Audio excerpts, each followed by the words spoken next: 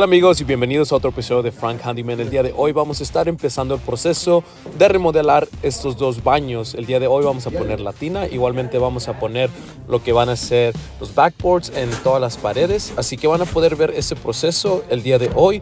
Así que va a ser la parte 1, vamos a seguir trabajando en este proyecto aquí en estos varios días.